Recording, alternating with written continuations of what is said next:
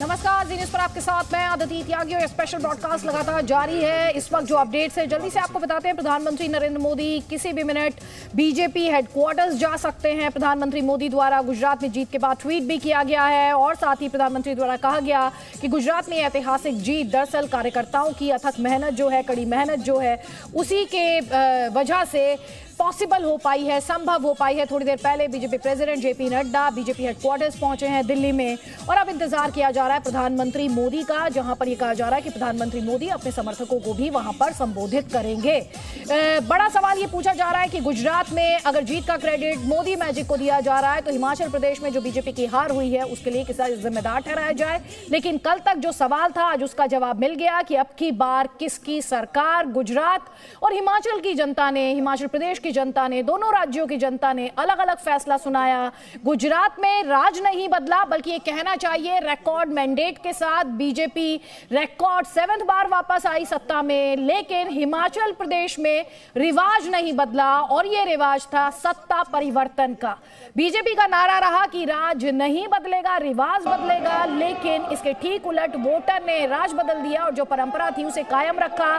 गुजरात में तारीख और समय भी तय हो चुके हैं शपथ ग्रहण के। 12 दिसंबर को दोपहर 2 बजे भूपेंद्र भाई पटेल एक बार फिर से गुजरात के सीएम के तौर पर शपथ लेंगे। चुनाव प्रचार के दौरान प्रधानमंत्री नरेंद्र मोदी ने गुजरात की जनता से अपील की थी कि वो रिकॉर्ड नंबर में मतदान करें ताकि नरेंद्र मोदी का रिकॉर्ड भूपेंद्र पटेल तोड़ पाए। और हुआ भी कुछ वैसा ही। गुजरात में रिकॉर्ड टूट गया। बीजेपी ने न सिर्फ अपना 20 साल पुराना 127 सीटों का रिकॉर्ड तोड़ दिया बल्कि 1985 में माधव सिंह सोलंकी सरकार का 149 सीट जीतने का जो रिकॉर्ड था वो भी ध्वस्त कर दिया। ये हिस्टोरिक विक्ट्री थी बीजेपी के लिए। और इस ऐतिहासिक जीत के बाद जैसा कि हमने आपको बताया बीजेपी हेडक्वार्टर्स में प्रधानमंत्री एक्सपेक्टेड है और वो अपने कार्यकर्ताओं को, एक एक कार्यकर्ता को चैंपियन बता रहे हैं। और ये बहस हम आपके लिए लेकर आए हैं इसी सवाल के इर्द गिर्द की वो कौन सा जादू है जिसने गुजरात में नया कीर्तिमान स्थापित कर दिया। आगे बढ़ने से पहले आपको एक रिपोर्ट दिखाएंगे। ये प्रधानमंत्री के रोड शो की तस्वीरें हैं जो आपको याद होगा। 54 किलोमीटर लंबा रोड शो अहमदाबाद में 15 सीटों पर बीजेपी की जो परफॉर्मेंस रही, क्योंकि 54 किलोमीटर लंबे रोड शो का असर उन सीटों पर बताया जा रहा था और उन सीटों पर बीजेपी की परफॉर्मेंस जो रही वो काफी बेहतरीन रही। प्रधानमंत्री की जैसे बीजेपी हेडक्वार्टर से तस्वीरें आएंगी वो भी हम आप तक पहुंचाएंगे और साथ ही उनका संबोधन भी। लेकिन उससे पहले जल्दी से रिपोर्ट देखिए आप।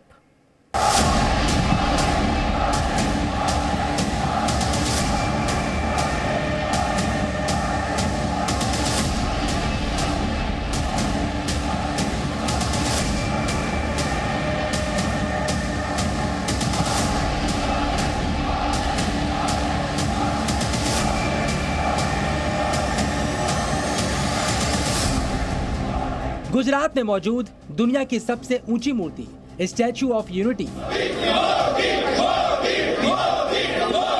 और इतनी ही विशाल जीत बीजेपी ने 2022 के गुजरात विधानसभा चुनावों में दर्ज की।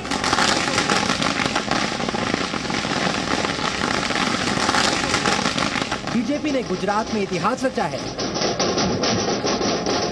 और बीजेपी के इस जीत का नायक कोई और नहीं, वो ही चेहरा है जिसने दुनिया की ये सबसे ऊंची मूर्ति बनवाई है। इसी चेहरे ने गुजरात में बीजेपी को प्रचंड जीत भी दिलवाई है। गुजरात चुनाव में मोदी जहां जहां पहुंचे वहां वहां बीजेपी जीती।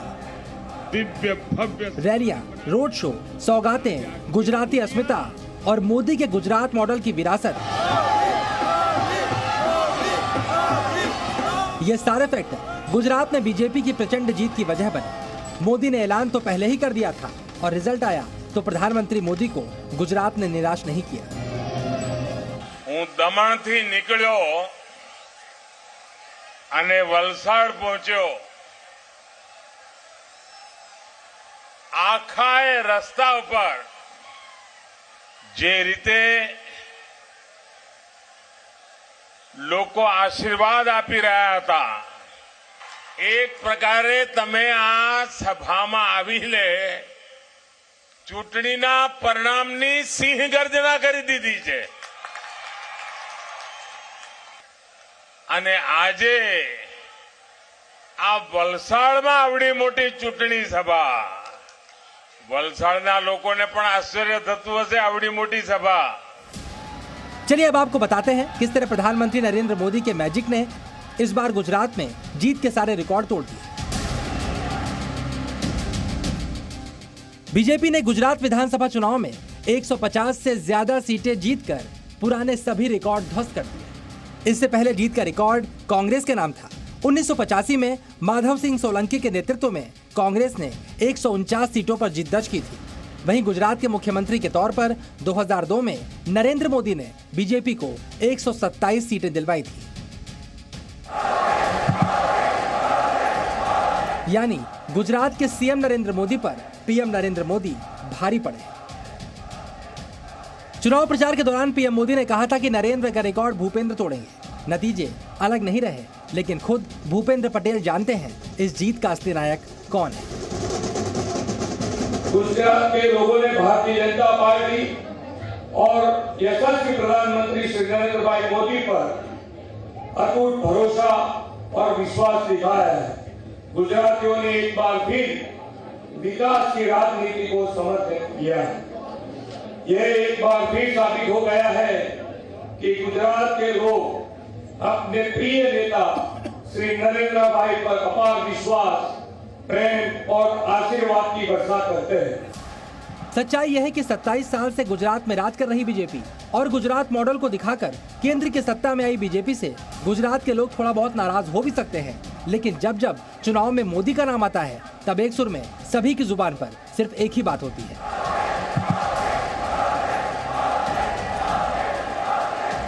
गुजरात की जनता ये जानती है और समझती भी है कि गुजरात का विकास केवल और केवल आदरणीय प्रधानमंत्री श्री नरेंद्र मोदी जी के नेतृत्व में भारतीय जनता पार्टी की डबल इंजन वाली सरकार ही कर सकती है।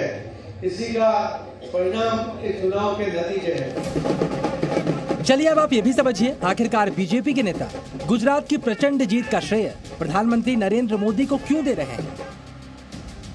प्रधानमंत्री ने नॉर्थ गुजरात में 7 कार्यक्रम किए। नॉर्थ गुजरात की 32 में से 23 सीटों पर बीजेपी को जीत मिली। साउथ गुजरात में प्रधानमंत्री के 5 कार्यक्रम हुए और 35 में से 33 सीटें बीजेपी ने जीती। सेंट्रल गुजरात में पीएम मोदी ने ज्यादा दम दिखाया। यहाँ पर उनके 8 कार्यक्रम थे। सेंट्रल गुजरात में बीजेपी ने 61 में से 55 सीटों पर जीत हासिल की। सौराष्ट्र और कच्छ, जहाँ पिछले चुनावों में कांग्रेस ने बेहतर प्रदर्शन किया था, वहाँ पीएम मोदी ने इस बार 9 कार्यक्रम किए। नतीजा ये रहा कि सौराष्ट्र कक्ष की 54 सीटों में से बीजेपी को 46 में जीत हासिल हुई। अहमदाबाद जिले की 21 सीटों में से बीजेपी ने 19 सीटें जीती। ये वो इलाका था जहां प्रधानमंत्री नरेंद्र मोदी ने 54 किलोमीटर लंबा रोड शो किया था। जब इस रोड शो से कुछ सीटें बच गईं, तो प्रधानमंत्री ने दूसरे दिन रोड शो करके इन सीटों को भी कवर किया। अहमदाबाद में प्रचंड जीत मोदी की इसी मेहनत का परिणाम बताई जा रही है। 32 या 35 किलोमीटर तक का जो रोड शो था और गुजरात की जनता पर जो हमारे प्रधानमंत्री जी का एक इम्पैक्ट रहा है, वो सीएम से लेके पीएम तक अभी तक उत्तरोत्तर उसमें जो बढ़त है, लोगों की जो एक लोक चाहना है, सिर्फ गुजरात ही नहीं, आप विश्व में देखें जहाँ जहाँ भी गुजराती हैं, तो एक मोदी जी की जो एक अमिट छाप है लोगों के दिल में। तो हम आपको लगातार तस्वीरें यहां पर दिखा रहे हैं, जो बीजेपी हेडक्वार्टर से तस्वीरें आ रही हैं, जहां पर प्रधानमंत्री मोदी का इंतजार किया जा रहा है। थोड़ी देर पहले की वो तस्वीर है जिसमें आप बीजेपी प्रेसिडेंट जेपी नड्डा को देख पा रहे थे। इसके अलावा हम आपको ये भी बता दें, थोड़ी देर पहले जो एक और तस्वीर आई वो थी डिफेंस मिनिस्टर राजनाथ सिंह की, और एक और तस्वीर आई जब होम मिनिस्टर अमित शाह पहुंचे बीजेपी हेडक्वार्टर्स में। देखिए ये वो तस्वीर है, ये थोड़ी देर पहले की तस्वीर है, लाइव तस्वीर नहीं है। थोड़ी देर पहले जब होम मिनिस्टर वहां पर पहुंचे, और जैसा कि जी न्यूज आपको लगातार बता रहा है कि बीजेपी हेडक्वार्टर्स में प्रधानमंत्री मोदी अब किसी मिनट एक्सपेक्टेड हैं, और प्रधानमंत्री ने गुजरात में जो ऐतिहासिक जीत बीजेपी द्वारा दर्ज की गई है उस पर एक ट्वीट किया, जिसमें उन्होंने पार्टी के एक कार्यकर्ता को चैंपियन बताया। और मेरे सहयोगी विशाल इस वक्त हमारे साथ हैं। थोड़े से आंकड़े हम आपको यहाँ पर समझा देते हैं, क्योंकि गुजरात में हम मोदी मैजिक की बात कर रहे हैं, और आपने हमारी इस रिपोर्ट में भी देखा कि किस तरह नरेंद्र मोदी, प्रधानमंत्री मोदी द्वारा ताबड़तोड़ रैलियां की गई गुजरात में। विशाल। बिल्कुल अदिति, बहुत सारे विपक्षी नेता और विपक्षी पार्टियां ये कहती हैं कि नरेंद्र मोदी हर चुनाव में क्यों प्रचार में उतर पड़ते हैं, चाहे नगर निगम का चुनाव हो, चाहे विधानसभा का हो, चाहे लोकसभा का हो। जवाब में बीजेपी कहती है कि हमारे लिए हर चुनाव बड़ा ही चुनाव है, हमारे लिए हर चुनाव में प्रचार गंभीर तरीके से ही होता है। और उसका असर देखिए, नरेंद्र मोदी जहां जहां रैली करते हैं, जहां जहां रोड शो करते हैं, वहां वहां जीत होती है। देखिए कुल रैलियां की थी 27 रैलियां की, उसमें 23 जगहों पर बीजेपी की जीत होती है, 3 जगहों पर कांग्रेस की और 1 जगह पर आपकी जीत होती है। यहां जहां जहां पर नरेंद्र मोदी पहुंचते हैं, रोड शो करते हैं, रैली करते हैं, वहां वहां जीत आप मान लीजिए कि करीब करीब तय हो जाती है। अहमदाबाद में कितना लंबा रोड शो हुआ था आपको याद है? 2 रोड शो हुए, कुल 21 सीटें हैं, 19 बीजेपी ने जीत ली, 2 कांग्रेस के खाते में आई। अब विपक्षी पार्टियां यही सवाल करती हैं कि हर जगह क्यों आ जाते हैं प्रचार करने, तो साहब यही रीजन, यही कारण है, जहां जहां नरेंद्र मोदी जाते हैं वहां वहां जीत बीजेपी के लिए तय हो जाती है और अपनी पार्टी के लिए प्रचार करने का वो कोई मौका छोड़ते नहीं। तो ये बताते हुए कि प्रधानमंत्री मोदी बीजेपी हेडक्वार्टर्स में एक्सपेक्टेड हैं, कई खास मेहमान इस वक्त हमारे साथ हैं। आम आदमी पार्टी का पक्ष रखने के लिए हमारे साथ अनुराग ढांडा हैं, कांग्रेस पार्टी का पक्ष रखने के लिए हमारे साथ रोहन गुप्ता हैं, जो काफी वक्त से इन इलेक्शंस को लेकर काफी मेहनत भी कर रहे थे।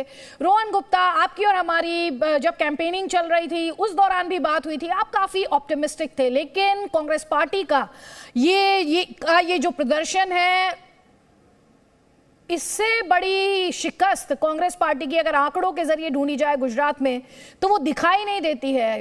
What went wrong for the Congress party?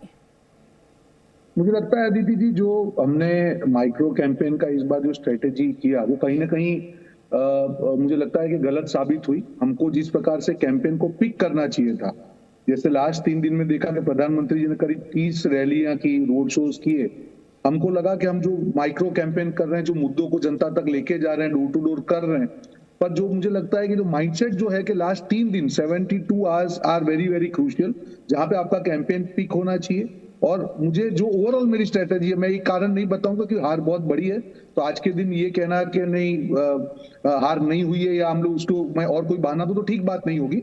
हार बड़ी, हमको इसमें बैठ के मंथन करना होगा। पर और एक चीज अदिति जी, उसी मुद्दों को लेकर ये जो हमारी स्ट्रेटेजी थी माइक्रो वाली, वही चीज हमने हिमाचल में भी की।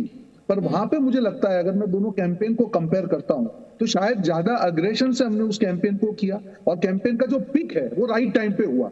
शायद गुजरात में हमारा जो कैंपेन का पिक है वो थोड़ा सा जल्दी हो गया और फिर लास्ट दिन में जिस प्रकार से मैसिव कैंपेन जो होना चाहिए या वेरी एग्रेसिव कैंपेन होना चाहिए, वो मुझे पर्सनली लगा कि उसमें हमारी कमी रह गई, जिसका खामियाजा हमको भुगतना पड़ा। आपने 2 बातें बहुत अहम की हैं। एक तो आपने कहा कि हिमाचल में आपकी जो कैंपेन थी वो राइट टाइम पर पीक की, और स्पोर्ट्स में भी जैसे कहा जाता है अगर आपको चैंपियन बनना है तो आपको राइट टाइम पर पीक करना होगा। एक तो आपने इंपॉर्टेंट पॉइंट उठाया, और हिमाचल में आपने कहा कि जो स्ट्रैटेजी, जो आपकी रणनीति रही गुजरात में, वही स्ट्रैटेजी आपने हिमाचल प्रदेश में भी अपनाई थी। लेकिन रोहन जी, आप ये बात मानेंगे, हिमाचल में प्रियंका गांधी वाड्रा गई थी, उन्होंने रैलियां की थी, जबकि गुजरात में राहुल गांधी गए तो सिर्फ 1 दिन के लिए गए, उन्होंने 2 रैलियां की। गुजरात में खास तौर पर जहां पर बीजेपी का नैरेटिव है गुजरात का लाल, गुजरात का बेटा, गुजरात मॉडल, नरेंद्र मोदी के साथ एक इमोशनल कनेक्ट का नैरेटिव जो है बीजेपी हमेशा से ही सबके सामने रखती आई है, और अगले 25 साल के लिए इसे वोट बता रही थी बीजेपी। आपको लगता है एक बड़े चेहरे की या एक उस फेस की कमी खली जो नरेंद्र मोदी के सामने आप प्रोजेक्ट कर पाते या किसी तरीके से रख पाते? मैंने वही कहा, जो लास्ट 72 घंटे थे, मोदी जी ने पूरा कैंपेन किया, करीब 30 से ज्यादा उन्होंने रैली की। तो जो मैं कहना चाहता हूं कि कैंपेन हमने मुद्दे सही उठाए, जनता तक वो मुद्दे हमारे पहुंचे भी सही, हमारे कैंडिडेट ने भी अच्छी मेहनत की। अगर आप देखती हो हमारे रैलीज और वगैरह में बहुत भीड़ होती थी, पर जो ओवरऑल कैंपेन में जो मुझे चाहिए, जैसे आपने कहा कि प्रियंका जी ने वहां पे हिमाचल में रहकर बहुत मतलब राइट टाइम पे कैंपेन पीक होने का मतलब क्या है कि सारी चीजें उसमें थी, बड़े नेता से लेके रैली से लेके पूरा कैंपेन से लेके मीडिया सब कुछ। तो वो जो कमी मुझे लगी कि पिछले लास्ट दिनों में गुजरात में जो हमारा कैंपेन पिक होना चाहिए, वो कहीं ना कहीं हम लोग स्टैग्नेंट हो गए, वो हम पिक पे नहीं पहुंच पाए, ये मुझे लग रहा है। अनुराग ढांडा, यहाँ पर कांग्रेस ईमानदारी से बात मान रही है कि जो लास्ट 72 आवर्स में कैंपेन को पिक करना चाहिए था और पीक करना चाहिए था, वो उसके केस में नहीं हो पाया। लेकिन आपके केस में जो आपके क्रिटिक्स हैं और जो आपके ओपोनेंट्स हैं वो कह रहे हैं कि अरविंद केजरीवाल तो पेपर पर लिखकर बता रहे थे कि गुजरात में आम आदमी पार्टी की सरकार आने जा रही है। जाहिर तौर पर आपके जो नेशनल एस्पिरेशंस हैं उनमें आपने एक बड़ी कामयाबी दर्ज की है, लेकिन गुजरात में ये जो 5 सीटों की आपकी टैली है, आप इससे मायूस हुए हैं। और दूसरा, आप पर जो बड़ा आरोप बार बार लगा है वो यही लगा है कि आपने कांग्रेस को डेंट किया।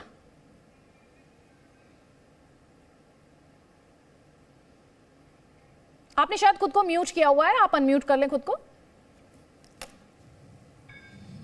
नहीं, देखिए मैं वही कह रहा था कि मायूस होने जैसा तो हमारे पास कुछ नहीं है। हमारे पास खोने के लिए कुछ नहीं था। हमारे गुजरात में यंग लीडर्स खड़े हुए, उन्होंने कहा कि यहाँ जिस तरीके का प्रशासन चल रहा है, राज चल रहा है, वो लोगों को स्वीकार नहीं है, लोगों की नाराजगी है उससे, और कांग्रेस उस वॉइड को फिल नहीं कर सकती कभी भी। वो 27 साल से कोशिश कर रहे हैं, वो कर नहीं पाए उसको। तो एक यंग लीडरशिप खड़े हुए, देखिए नए नए युवा खड़े हुए, प्रोफेशनल्स अपना काम कर रहे थे, वो छोड़ के नेता बने, और उन्होंने कितना बड़ा कैंपेन खड़ा कर दिया कि आज 40 लाख लोग उस काफिले में जुड़ गए, इकट्ठा हो गए। तो हमारे लिए ये बड़ी बात है, और उसकी बदौलत हम राष्ट्रीय पार्टी बन गए। मोदी जी के घर से, मोदी जी के गढ़ से, जहां से वो आते हैं, वहां से आम आदमी पार्टी राष्ट्रीय पार्टी बनी है। इतना हमको मैंडेट समर्थन लोगों ने दिया है। तो मुझे लगता है हमारे लिए बड़ी बात है। एक अटेम्प्ट था जिसमें बहुत से लोगों से हम जुड़े भी। हमने वहां पर 50 लाख के गारंटी कार्ड्स लोगों ने हमारे स्वीकार किए, यानी वो जुड़ना चाहते थे, उनकी फैमिलीज जुड़ना चाहती थी। वो कैंपेन सक्सेसफुल रहा। सारी जगहों पर हम उम्मीदवार खड़े करने में कामयाब रहे। बहुत सारी जगहों पर हम सेकंड आए हैं, बहुत सारी जगहों पर हम थर्ड आए हैं, और अच्छा वोट मिला है। 36 सीट्स बताई जा रही हैं जहां पर आप दूसरे नंबर पर रहे हैं, और आपका और कांग्रेस का वोट अगर कंबाइन कर दिया जाता तो वो बीजेपी से कहीं ज्यादा हो जाता। मेरे सहयोगी रविंद्र कुमार हमारे साथ हैं, बीजेपी हेडक्वार्टर से हमारे साथ हैं। रविंद्र, प्रधानमंत्री कितनी देर में वहां पर एक्सपेक्टेड हैं, और वहां पर किस तरह से जो जश्न है, जो सेलिब्रेशन है वो चल रहा है? क्योंकि आज हमने अहमदाबाद से जो तस्वीरें देखी काफी कलरफुल थी, आतिशबाजी, पटाखे वहां पर फोड़े जा रहे थे, और साथ ही डांस कर रहे थे वहां पर जो समर्थक थे, सपोर्टर्स थे। बिल्कुल अदिति, ये जो सुबह का सवाल होता है, अब शाम को भी वही सवाल है कि जश्न का माहौल है, क्या माहौल है। बिल्कुल आपको दिखाने की कोशिश कर रहे हैं कि यहाँ पर पार्टी दफ्तर में जेपी नड्डा जो बीजेपी अध्यक्ष हैं, तमाम बड़े नेता पहुंच चुके हैं। गृह मंत्री अमित शाह भी आ गए हैं। तमाम जो बीजेपी के प्रवक्ता है, जो दिन भर आपसे बात किए होंगे, वो जो स्टेज है और बीजेपी का मुख्यालय है, उसके ऊपर वो खड़े हैं प्रधानमंत्री नरेंद्र मोदी का इंतजार करने के लिए। और बड़ी संख्या में जो कार्यकर्ता है वो यहाँ पर स्टेज के सामने है, और जाहिर सी बात है सबकी नजरें स्टेज की तरफ है, क्योंकि चंद मिनटों बाद ही प्रधानमंत्री नरेंद्र मोदी यहाँ पर आने वाले हैं, और उसके बाद प्रधानमंत्री नरेंद्र मोदी का स्वागत होगा। गुजरात विजय की उनको श्रेय दिया जाएगा पार्टी अध्यक्ष जेपी नड्डा द्वारा, और उसके बाद प्रधानमंत्री नरेंद्र मोदी का यहाँ पर उद्बोधन होगा कार्यकर्ताओं के लिए। तो जो कई सालों से, पिछले 8 सालों से जो परंपरा है, उस परंपरा को निर्वहन करते हुए प्रधानमंत्री नरेंद्र मोदी कुछ ही पलों बाद इसी पीछे स्टेज पर जो सजा है आप देख सकते हैं। ठीक है रविंद्र, आपके पास हम लौट रहे हैं। यहाँ पर एक छोटा सा ब्रेक हम लेंगे, लेकिन इस वादे के साथ जैसे प्रधानमंत्री पहुंचेंगे बीजेपी हेडक्वार्टर्स, वो तस्वीरें हम आप तक पहुंचाएंगे। रविंद्र वहां से जुड़ी हर तस्वीर और जानकारी लगातार आप तक पहुंचा रहे हैं। हम लौट रहे हैं बस छोटे से ब्रेक के बाद। तो चुनाव गुजरात में हुआ, लेकिन हलचल वैसी ही रही जैसी लोकसभा चुनाव में होती है। खासतौर पर राजनीतिक दलों ने एक दूसरे को घेरने के लिए जिस तरह की बयानबाजी की, वो आज के दिन नेताओं को भी याद आ रहे होंगे और जनता को भी याद आ रहे होंगे। लेकिन इन बयानों का कोई फायदा हुआ क्या? कहीं ऐसा तो नहीं कि बयान बहादुरों ने जो बाण चलाए वो उन्हीं के ऊपर भारी पड़ गए? क्या आपके रावण के जैसा 100 मुख है? क्या है? ये कांग्रेस पार्टी और वो छोटा रिचार्ज ये समझते हैं कि हम खामोश रहेंगे। यहाँ आग लगी है, वहां से बाबा फिर रहे हैं पैदल पैदल पैदल पैदल। ये जंग होती है। गुजरात और हिमाचल प्रदेश के चुनावों में नेताओं की तीखी जुबान से कई ऐसे शब्द भेदी वाण निकले जो उल्टे पड़े। यानी अब शब्दों के तर्कश में जो तीखे वाण थे उनका असर उल्टा ही पड़ गया। रावण, भस्मासुर, छोटा रिचार्ज, नमूना और वोट कटवा जैसे शब्दों को चलाने वाले नेता अर्जुन की तरह निशाने पर तीर चलाते रहे, लेकिन चली सिर्फ मतदाताओं की। आपको याद दिला दें कि कांग्रेस अध्यक्ष मल्लिकार्जुन खड़गे ने प्रधानमंत्री मोदी को रावण कहा, तो कांग्रेस नेता उग्रप्पा ने पीएम मोदी को भस्मासुर कहकर प्रहार किया। कॉर्पोरेशन में भी तुम्हारी सूरत देखना, एमएलए इलेक्शन भी तुम्हारी सूरत देखना, एमपी इलेक्शन में भी तुम्हारी सूरत देखना। हर जगह कितने हैं भाई? क्या आपके रावण के जैसा 100 मुख है? क्या है?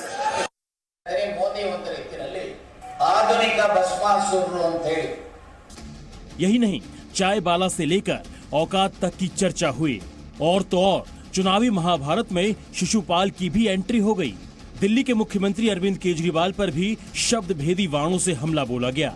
AIM अध्यक्ष असदुद्दीन ओवैसी केजरीवाल को गुजरात में छोटा रिचार्ज बताते रहे तो खुद बीजेपी के स्टार प्रचारक योगी आदित्यनाथ ने उन्हें दिल्ली का नमूना कह दिया। ये कांग्रेस पार्टी और वो छोटा रिचार्ज ये समझते हैं कि हम खामोश रहेंगे, तब भी आप उनको वोट देंगे, क्योंकि वो जानते हैं कि भाजपा के डर से आप उनको वोट देंगे। नतीजा ये रहा कि गुजरात में केजरीवाल आम आदमी पार्टी के लिए 13% वोट शेयर हासिल करने में सफल रहे। देश को जोड़ने निकले राहुल गांधी पर भी शब्द भेदी वाण खूब चले। चुनाव यहाँ पर है, उनका नेता कहाँ फिर रहा है? मध्य प्रदेश में। यहाँ आग लगी है, वहां से बाबा फिर रहे हैं पैदल पैदल पैदल पैदल। खैर, नतीजों ने साबित किया है कि पीएम मोदी का करिश्मा चल गया। केजरीवाल अपनी पार्टी को राष्ट्रीय स्तर की पार्टी बनाने की ओर बढ़ते दिख रहे हैं और ओवैसी 1% वोट शेयर भी हासिल नहीं कर पाए। उन्हें कांग्रेस ने अक्सर वोट कटवा नेता बताकर अपने वाहन चलाए थे। ब्यूरो रिपोर्ट, जी मीडिया। स्वागत है भाई, स्वागत है। और हमारे साथ कई खास मेहमान लगातार मौजूद हैं यहाँ पर। जल्दी से कमेंट रोहन गुप्ता मैं आपका चाहती हूँ। यहाँ पर हम लगातार गुजरात में जो बड़ी हार कांग्रेस पार्टी की हुई है उस पर हम यहाँ पर लगातार डिस्कशन कर रहे हैं, लेकिन अगर हम गुजरात में बीजेपी के रिकॉर्ड जीत की बात करें तो कहीं ना कहीं एक चेहरे की कमी, क्योंकि आप जनता को ये भरोसा नहीं दिला पाए कि बीजेपी के खिलाफ आप एक विकल्प हो सकते हैं। और ये इस लिहाज से बड़ा हो जाता है कि 27 साल से बीजेपी वहां पर थी। अक्सर ये कहा जाता है जनता में फटीग आता है, एंटी इनकम्बेंसी होती है, लेकिन बावजूद इसके आपकी पार्टी कैपिटलाइज नहीं कर पाई उस पर। बिल्कुल, हम लोग मुद्दे इस बार अदिति जी सही लेकर चले थे। हमने टारगेटिंग सही किया था। जो भी 10 वादे, जो 8 वादे हम लेके गए, बिल्कुल ठीक था। पर जो आपने कहा कि कहीं ना कहीं लोगों को कन्विंस करना बहुत जरूरी होता है। हमको लगा जिस प्रकार से रिस्पांस हमको मिल रहा था, पर जिस प्रकार से कैंपेन पिक होना चाहिए, मैं वापस मेरी बात पे आ रहा हूं कि जब चुनाव आने वाला होता है उसके पहले कैंपेन का राइट टाइम पे पिक होना बहुत जरूरी होता है। वो हमारा पिक जो है मुझे लगता है जल्दी आ गया और भाजपा ने जो उसको लास्ट 3 दिन है, जो पूरा जो खेल मुझे लग रहा है कि लास्ट 3 दिन में जिस प्रकार से एग्रेसिव कैंपेन हुआ भाजपा के द्वारा, उसका बहुत बड़ा असर इस परिणामों में मैं देख पा रहा हूं। अनुराग ढांडा, जल्दी से एक कमेंट में आपका भी चाहूंगी। जैसे कि हमने शुरू में ही कहा कि आपकी जो नेशनल एस्पिरेशंस हैं उसके लिहाज से बड़ी बात रही, लेकिन आप लगातार आरोपों के घेरे में रहे। आप पर आरोप लगा, आपने कांग्रेस को डेंट किया। जैसे कि हमने पहले भी बताया कि 36 सीटें करीब करीब ऐसी रही जहां पर आम आदमी पार्टी नंबर 2 रही और कांग्रेस, अगर आम आदमी पार्टी के वोट्स जो है वो क्लब कर दिए जाते, कंबाइन कर दिए जाते, तो बीजेपी पर भारी पड़ जाती। और अभी यहाँ पर हमारे साथ निखिल जी हैं जो लगातार ये कह रहे हैं कि गुजरात में जब पॉलिटिकल स्पेस की बात की जाती है तो वहां पर थर्ड पार्टी के लिए स्पेस नहीं है, क्योंकि इससे पहले भी 3 पार्टियों की कोशिश हुई है। जो थर्ड पार्टी आई है वो अपना वजूद, अपना अस्तित्व बचा नहीं पाई है। नहीं, देखिए, मैं दोनों चीजों का लॉजिकल तरीके से जवाब देता हूं। आपने कहा कि 36 सीटें ऐसी हैं जहां हम दूसरे नंबर पे हैं, वोट क्लब कर देते तो शायद वो कांग्रेस जीत जाती। तो अगर वो 36 सीटें भी आप कांग्रेस को दे दिखा दें, तब भी कांग्रेस उस नंबर पे नहीं पहुंचती कि वो बीजेपी को हरा पाए। आपने कहा कि वोट शेयर क्लब कर देते तो बीजेपी से ज्यादा हो जाता। बीजेपी के पास वहां पर 50% से ज्यादा वोट शेयर है, तो मुझे नहीं लगता कि वो भी गणित बैठता है किसी भी तरीके से। ये सब लॉजिक है अपनी हार को जस्टिफाई करने के। हम जो जनता का मैंडेट है उसको स्वीकार करते हैं पूरे तरीके से, और 2 ही चीजों पे चुनाव लड़ा जाता है। एक होता है नैरेटिव और एक नेतृत्व होता है। हमारा नेतृत्व आगे बढ़कर के पूरी ताकत से मुकाबला कर रहा था और हमने ये जो अभेद्य किला जिसको भारतीय जनता पार्टी अपना बताती थी उसको भेद दिया है। मैं इस बात से सहमत हूं कि वहां 3 पार्टियों की जगह नहीं है, और अगले चुनाव तक आप देखेंगे कि वहां 2 ही पार्टी होंगी, आम आदमी पार्टी और भारतीय जनता पार्टी के बीच में अगला चुनाव होगा। इस बार किला भेदा है, अगली बार जीत के दिखाएंगे गुजरात के किले। रोहन गुप्ता जी ये कह रहे हैं कि कांग्रेस अब गुजरात के लैंडस्केप से आउट होने जा रही है। बड़ा दावा है ये आम आदमी पार्टी का, और इनका ये दावा ऐसा भी नहीं है कि आधारहीन है।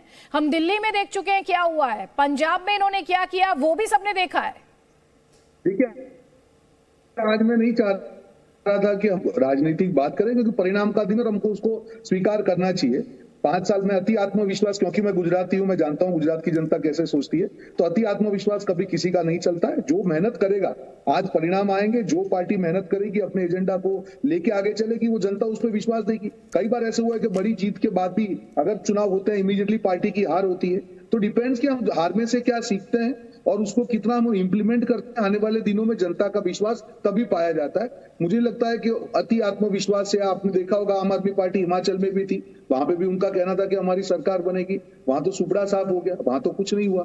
तो मुझे लगता है कि ओवरऑल जो स्ट्रेटेजी क्लिक होती है अदिति जी, वो अगर या तो होती है या नहीं होती है। गुजरात में हमारी स्ट्रेटेजी क्लिक नहीं हुई, उसका हम स्वीकार करते हैं, हम उसमें से सीखेंगे। हिमाचल में हमारी स्ट्रेटेजी क्लिक हुई, हमने जो वादे किए हैं जनता को एक हिमाचल मॉडल हम देंगे कि देखिए ये कांग्रेस पार्टी है, जो भी मैनिफेस्टो में वादे किए टाइम बाउंड मैनर में वो पूरे किए, जनता उस पर भरोसा करेगी, एक हमारी विश्वसनीयता बढ़ेगी, क्रेडिबिलिटी बढ़ेगी। हमने दिल्ली में कितने वादे पूरे नहीं हुए, जो स्कूल के या अस्पताल के वादे थे वो सारे हवाई वादे हैं। तो वो जनता कंपेयर करेगी आने वाले दिनों में कि जिसको हमने वोट दिया उसने काम किया या नहीं किया, और जनता जनार्दन जो है अपना विचार बदलने में समय नहीं लगाती, इसलिए ओवर कॉन्फिडेंस किसी का भी नहीं चलता है दीदी जी इसमें। ठीक है, ओवर कॉन्फिडेंस किसी का नहीं चलता है। रोहन गुप्ता कह रहे हैं। मेरे सहयोगी रविंद्र कुमार इस वक्त हमारे साथ हैं बीजेपी हेडक्वार्टर से। रविंद्र, प्रधानमंत्री कितनी देर में वहां पर एक्सपेक्टेड है, साथ ही वहां पर जो तस्वीरें हैं पहुंचाइए हमारे दर्शकों तक।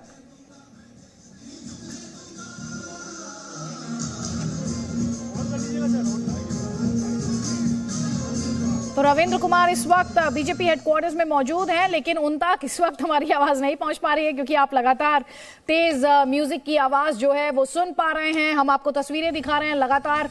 ये देखिए, बड़ी संख्या में जो समर्थक हैं वो इस वक्त बीजेपी हेडक्वार्टर्स में मौजूद हैं और सेलिब्रेशन वहां पर चल रहा है। सेलिब्रेशन की तस्वीर आज पूरे दिन आई है गुजरात से, जहां पर बीजेपी ने रिकॉर्ड मैंडेट हासिल किया है। कांग्रेस पार्टी का 1985 का 149 सीट्स का जो रिकॉर्ड था उसे आज बीजेपी ने ध्वस्त कर दिया और अपना रिकॉर्ड जो अभी तक 2002 के इलेक्शंस में रहा, जब पार्टी ने 127 सीटें जीती थी, उसे भी बीजेपी द्वारा आज ध्वस्त कर दिया गया।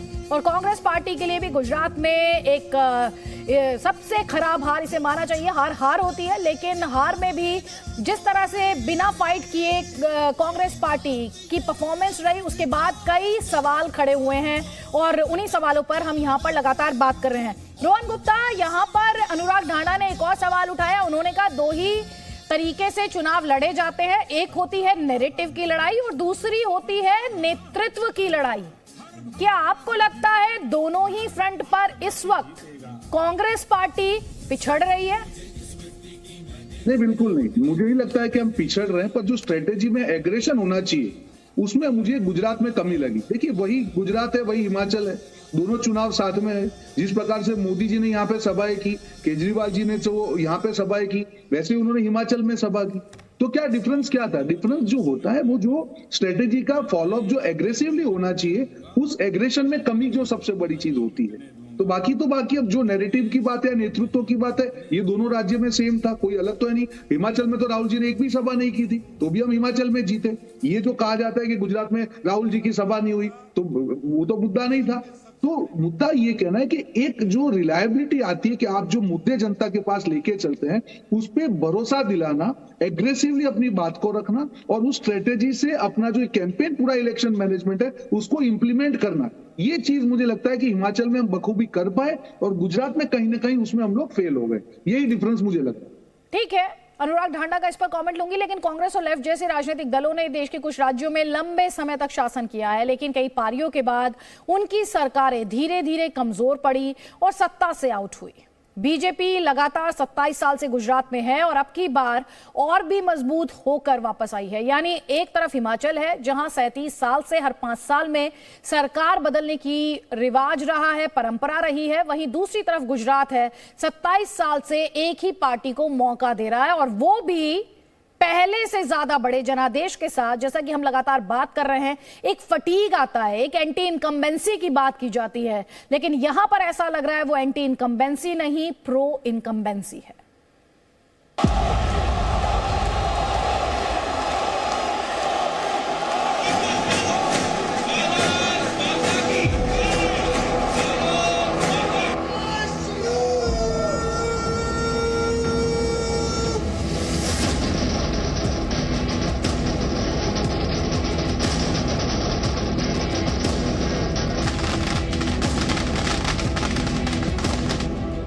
गुजरात में बीजेपी को मिली प्रचंड जीत से विपक्षी पार्टियां भौचक्की है। क्या हो गया, कैसे हो गया? बीजेपी के प्लान का कोई काठी विपक्ष के पास नहीं था। मोदी के चेहरे के सामने विपक्ष के पास कोई चेहरा भी नहीं। न मुद्दे काम आए, न गालियां काम आई। विपक्षी प्रचार की धार कुंद दिखी। नतीजा, गुजरात में बीजेपी को प्रचंड जीत मिली।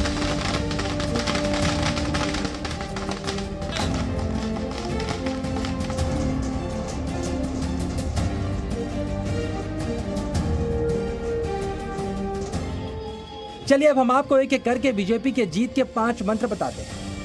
गुजरात में मोदी मैजिक चला, विपक्षी वोटों का बंटवारा हुआ, विपक्ष के मजबूत नेता बीजेपी में शामिल हो गए, प्रचार के दौरान कांग्रेस का सरेंडर दिखाई दिया और गुजरात में प्रो इनकम्बेंसी भी दिखी। मोदी मैजिक गुजरात विधानसभा चुनाव में जीत का मुख्य मंत्र रहा, क्योंकि गुजरात में मोदी के चेहरे के सामने विपक्ष का कोई चेहरा नहीं टिका। लेकिन विपक्षी वोटों का बंटवारा भी बीजेपी की प्रचंड जीत की वजह बना। विपक्षी वोटों के बंटवारे से ना तो कांग्रेस के हाथ कुछ आया, न ही आम आदमी पार्टी के। इन चुनावों में बीजेपी को 52% से ज्यादा यानी आधे से ज्यादा मत मिले। कांग्रेस का वोट परसेंट लगभग 27% रहा और आम आदमी पार्टी को लगभग 13% वोट मिले। गुजरात में कई विधानसभा सीटें ऐसी भी रहीं जिसमें कांग्रेस और आम आदमी पार्टी के वोट नहीं बढ़ते तो बीजेपी प्रत्याशी हार जाता। हालांकि बीजेपी की जीत तो 52% वोटों के साथ तय थी, लेकिन इतनी बड़ी जीत के पीछे विपक्षी वोटों के कंफ्यूजन का भी बड़ा रोल है।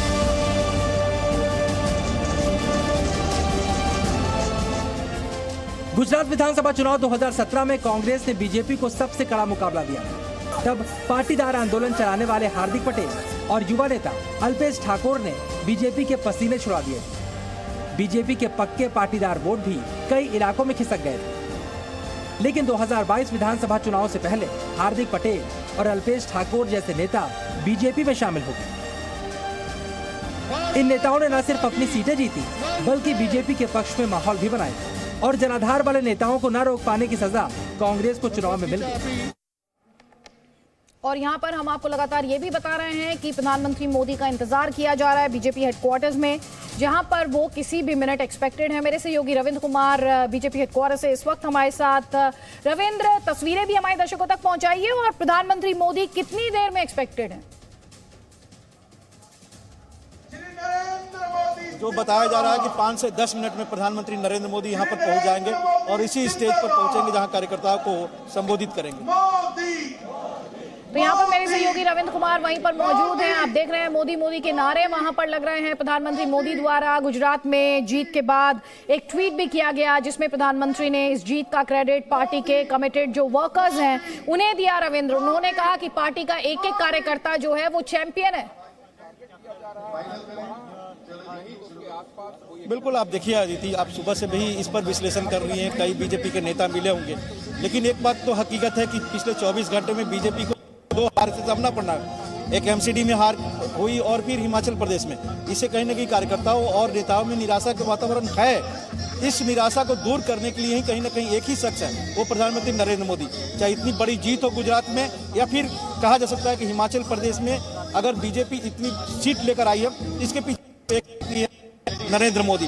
और इसलिए कार्यकर्ताओं का उत्साह बढ़ाने के लिए, उस निराशा को खत्म करने के लिए और आगे की जो विधानसभा चुनाव है या फिर लोकसभा चुनाव, उसमें कैसे कार्यकर्ता और नेता अभी से जुड़ जाए, इसके लिए प्रधानमंत्री एक ऐसे शख्स है जो कार्यकर्ताओं को संबोधित करते हुए हार की बात नहीं करते, जीत की बात करते हैं। और जिस तरह से यहाँ बोर्ड पर आप लिखी हुई है, आपने देखा होगा कि गुजरात हो या फिर हिमाचल प्रदेश या फिर दिल्ली की सभी की जनता को वो बधाई देने के लिए आ रहे हैं, उन शुभकामना देने का। तो कहीं ना कहीं प्रधानमंत्री एक ऐसा फैक्टर है जो विपक्ष और बीजेपी के लिए, कहीं ना कहीं बीजेपी के लिए बड़ी जो सत्ता में पहुंचाने हो या बरकरार रखना हो, वहां पर नरेंद्र मोदी और विपक्ष को दूर करना। रविंद्र, हम आपके पास आएंगे क्योंकि प्रधानमंत्री मोदी आप कह रहे हैं 5 से 7 मिनट में प्राइम मिनिस्टर मोदी वहां पर एक्सपेक्टेड है। इस वादे के साथ जैसे ही प्रधानमंत्री की तस्वीरें आएंगी हम आप तक पहुंचाएंगे। हम एक छोटे से ब्रेक के लिए यहाँ पर रुक रहे हैं, जल्द लौटेंगे, आप रहिए हमारे साथ।